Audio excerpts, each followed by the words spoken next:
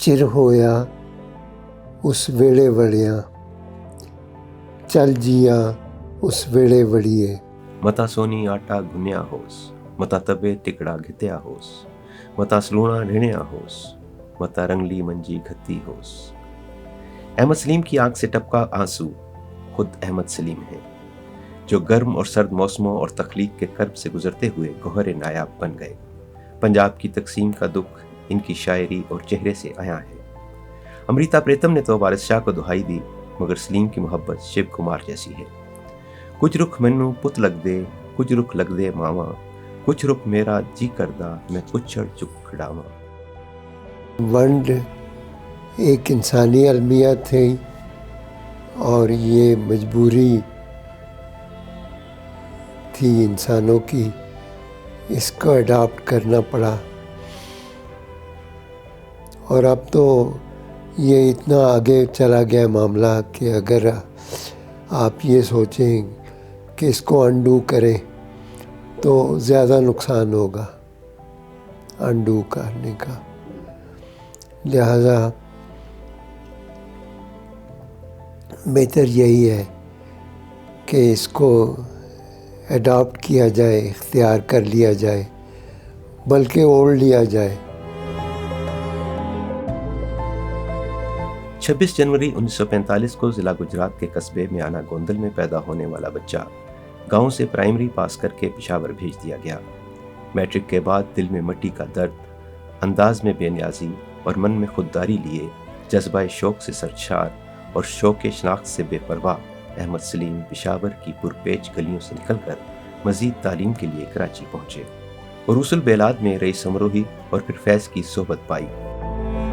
اگرچہ میں شاہ حسین کو بہت بڑا شاعر مانتا ہوں، لیکن میں سمجھتا ہوں کہ سوشیولوجیکلی پنجاب کو سمجھا جس طرح وارث شاہ نے، اس طرح کوئی اور نہیں سمجھ سکا۔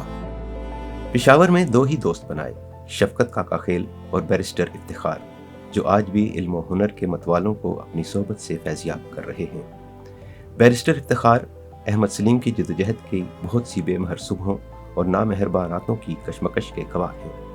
احمد سلیم کے شب و روز علم کے حصول اور شوق و جستجو میں گزرتے۔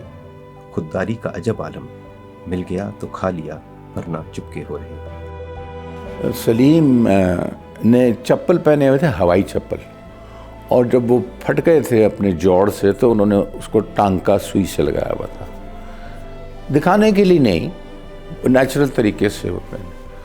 تو انہوں نے، میرے ابا جی نے کہیں دیکھ لیا، انہوں نے اندازہ لگایا کہ اس کا سائز میرے سائز جیسا ہوگا۔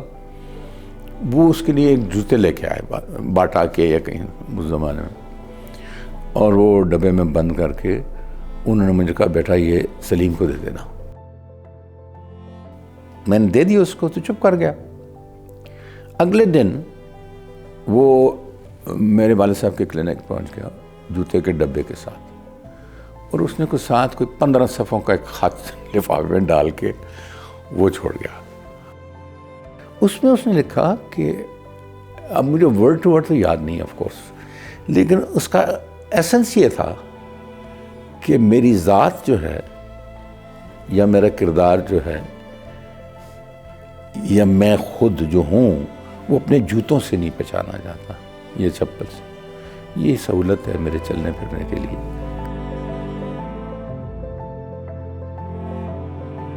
احمد سلیم ابتدا میں اردو شاعری کرتے تھے۔ شفقت کاکا خیل نے ماں بولی پنجابی میں شاعری پر اکسایا۔ ابھی شش و پنج کا شکار تھے کہ نور کاشمیری انہیں گھسیٹ کر پنجابی شاعری کی زمین میں لے گئے۔ یہ اردو میں شاعری کرتے تھے تو میں نے کہا بھائی اردو میں شاعری جو ہے وہ تو اچھی بات ہے، لیکن آپ اپنی زبان میں کیوں شاعری نہیں کرتے؟ کیونکہ جو چیزیں جو اپنی زبان میں جو آدمی کی انڈرسٹینڈنگ ہوتی ہے، فہم اور ادراک، وہ کسی اور زبان میں کبھی نہیں آ سکتی۔ تو آہستہ سے بھی یہ اس کو کنونس کر دیا۔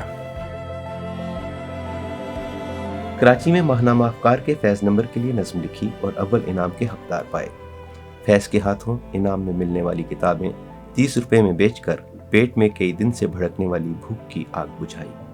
फैज़ को पता चला तो उन्होंने किताबें भी लौटा दी और इन्हें अपनी सोहबत में ले लिया।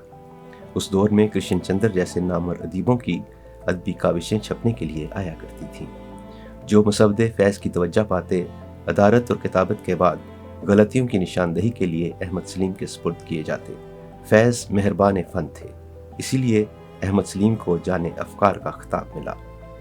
फैज़ की सोहबत में कुरान की तफहीम पाई, लेकिन क्या कीजिए इस तुक का जिसकी कुल हकीकत फ़न हयात ही फैज़ के चंद मिसरे हैं। सभी कुछ है तेरा दिया हुआ, सभी राहतें सभी कल्बतें, कभी सोहबतें कभी फ़ुरक़तें, कभी दूरियां कभी कुर्बतें।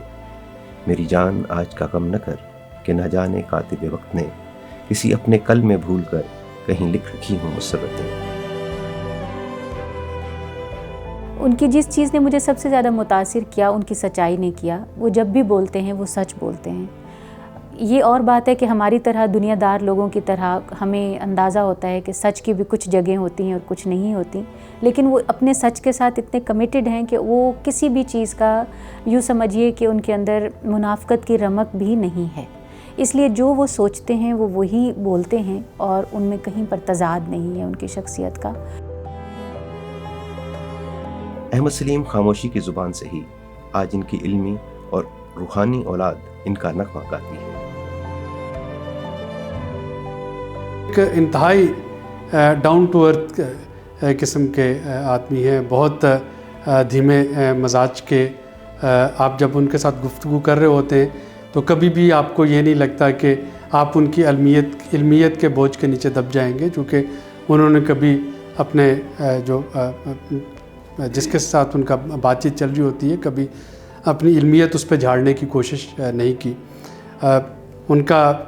लेकिन ये भी एक बात दुरुस्त है कि वो एक चलता फिरता इंसाइक्लोपीडिया है। जो इस दिल ने सोचा वो आने वाले दिनों में लोहो कलम की परवरिश करता रहेगा।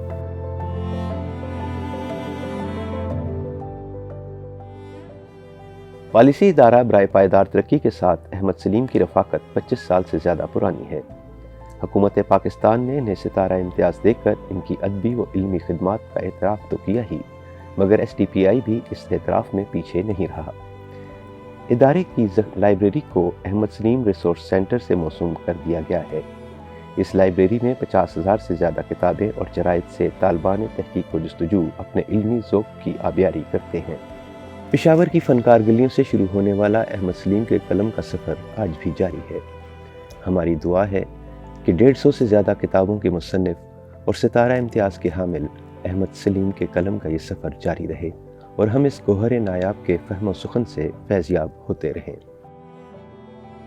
चोला दिलां दा लीरो लीर इधर उस पासे भी जिंद बेहाल फिरदी, सूए जोड़े नूं उत्थे भी ताप चढ़दा, कोई इत्थे भी खोल के वाल फिरदी। तेरे पिंड भी चूड़ियां टुटदियां ने, मेरे चक भी होठां दे फुल विकदे। उस नगर भी तुलदा है प्यार तेरा, इस नगर भी मेरे साह विकदे। कदों विथां नूं इश्क दी सार हुंदी, किसे कंध नूं हुसन दी पीड़ किथे। पाटी चुन्नी दे वांग ए दुख साडा, एक लीर किथे दूजी लीर किथे।